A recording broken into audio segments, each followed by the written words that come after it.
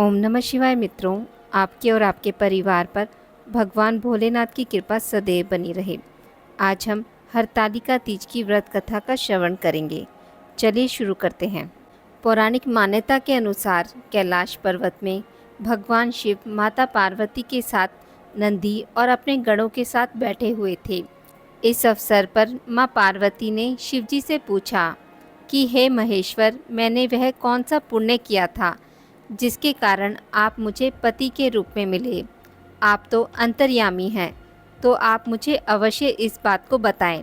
इस बात को सुनकर शंकर जी कहते हैं कि हे देवी, आपने तो अति उत्तम पुण्य का संग्रह किया था जिससे आपको मैं प्राप्त हुआ था।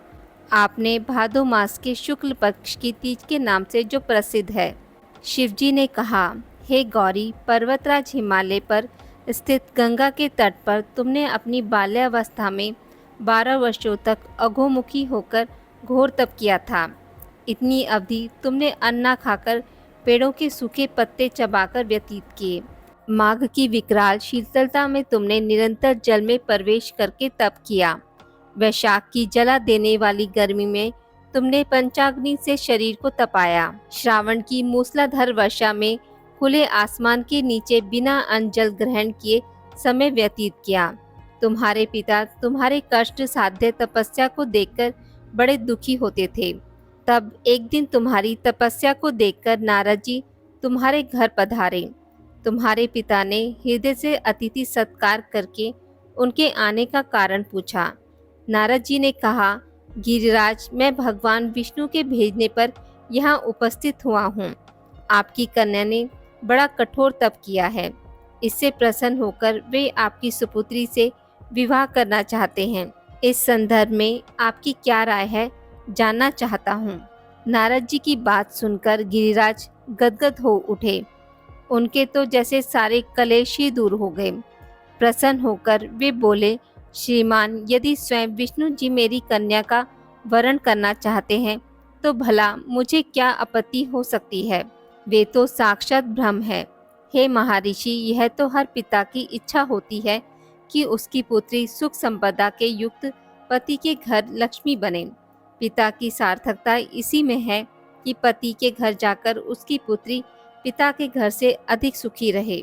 तुम्हारे पिता की स्वीकृति पाकर नारद जी विष्णु जी के पास गए और उनसे तुम्हारे ब्याह के निश्चित होने का समाचार सुनाया।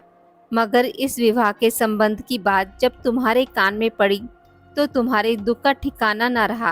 तुम्हारी एक सखी ने तुम्हारी इस मानसिक दशा को समझ लिया और तुमसे तुम्हारे उस विक्षिप्तता का कारण जानना चाहा। तब तुमने बताया, मैंने सच्चे हृदय से भगवान शिव शंकर का वरण किया है, किंतु मेरे पिता ने मेरा विवाह विष्णु जी से निश्चित कर दिया। मैं विचित्र धर्म संकट में हूँ। अब क्या करूँ? प्राण छोड़ देने के अतिरिक्त अब कोई उपाय शेष नहीं बचा है। तुम्हारी सखी बड़ी समझदार और सूझबूझ वाली थी। उसने कहा, सखी, प्राण त्यागने का इसमें कारण ही क्या है? संकट के मौके पर धैर्य से काम लेना चाहिए। नारी के जीवन की सार्थकता इसी में है कि पति रूप में हृदय से जिसे एक बार स्वीकार कर लिया, जीवन पर्यंत उसी से निर्वाह करे। सच्ची आस्था और एकनिष्ठा के समक्ष तो ईश्वर को भी समर्पण करना पड़ता है। मैं तुम्हें घनघोर जंगल में ले चलती हूँ, जो साधना स्थली भी हो, और जहाँ तुम्हारे पिता तुम्हें खोज भी ना पाएं, वहाँ तुम साधना में लीन हो जाना। मुझे विश्वास है कि ईश्वर अवश्य ही तुम्हारी सहायता करेंगे। तुमने ऐसा ही किया। तुम्हारे पिता तुम्हें घर न पाकर बड़े दुखी तथा चिंतित हुए। वे सोचने लगे, तुम जाने कहाँ चली गई। मैं विष्णु जी से उसका विवाह करने का प्रण कर चुका हूँ। यदि भगवान विष्णु बारात लेकर आ गए और कन्या घर पर ना हुई तो बड़ा अपमान होगा। मैं तो कहीं मुंह दिखाने के योग्य भी नहीं रहूँगा। यही सब सोचकर गिरिराज ने जोर शोर से तुम्हारी खोज शुरू कर दी। इधर तुम्हारी खोज होती रही और उधर तुम अपनी सखी के साथ नदी के तट पर एक गुफा में मेरी आराधना में लीन थी। भाद्रपद शुक्ल तृतीया को हस्त नक्षत्र था। उस दिन तुमने रेत से शिवलिंग का निर्माण करके व्रत किया। रात भर मेरी स्तुति के गीत गाकर जागी। तुम्हारी इस कष्ट साध्य तपस्या के प्रभाव से मेरा आसन डोलने लगा, मेरी समाधि टूट गई। मैं तुरंत तुम्हारे समक्ष जा पहुंचा और तुम्हारी तपस्या से प्रसन्न होकर तुमसे वर मांगने के लिए कहा। तब अपनी तपस्या के फलस्वरूप मुझे अपने समक्ष पाकर तुमने कहा, मैं हृदय से आपको पति के रूप में वरण कर चुकी हूँ। यदि आप सचमुच मेरी तपस्या से प्रसन्न होकर आप यहाँ पधारे हैं तो मुझे अपनी अर्धांगिनी के रूप में स्वीकार कर लीजिए। तब मैं तथास्तु कहकर कैलाश पर्वत पर लौट आया। प्रातः होते ही तुमने पूजा की समस्त सामग्री को नदी में प्रवाहित करके अपनी सहेली सहित व्रत का पारण किया। उसी समय अपने मित्र बंधु व दरबारियों सहित गिरिराज तुम्हें खोजते खोजते वहां आ पहुँचे और तुम्हारी इस कष्ट साध्य तपस्या का कारण तथा उद्देश्य पूछा। उस समय तुम्हारी दशा को देखकर गिरिराज अत्यधिक दुखी हुए और पीड़ा के कारण उनकी आंखों में आंसू उमड़ आए थे।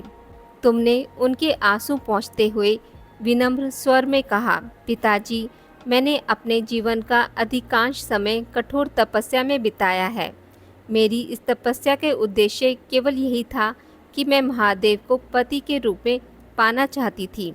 आज मैं अपनी तपस्या की कसौटी पर खरी उतर चुकी हूँ। आप क्योंकि विष्णु जी से मेरा विवाह करने का निर्णय ले चुके थे, इसलिए मैं अपने आराध्य की खोज में घर छोड़कर चली आई। अब मैं आपके साथ इसी शर्त पर घर जाऊंगी कि आप मेरा विवाह विष्णु जी से ना करके महादेव जी से करेंगे। गिरिराज मान गए और तुम्हें घर ले गए। कुछ समय के पश्चात शास्त्रोक्त विधि विधान पूर्वक उन्होंने हम दोनों को विवाह सूत्र में बांध दिया। पार्वती, भाद्रपद की शुक्ल तृतीया को तुमने मेरी आराधना करके जो व्रत किया था, उसी के फलस्वरूप मेरा तुमसे विवाह हो सका। इसका महत्व यह है कि मैं इस व्रत को करने वाली कुंवारियों को मनोवांछित फल देता हूँ।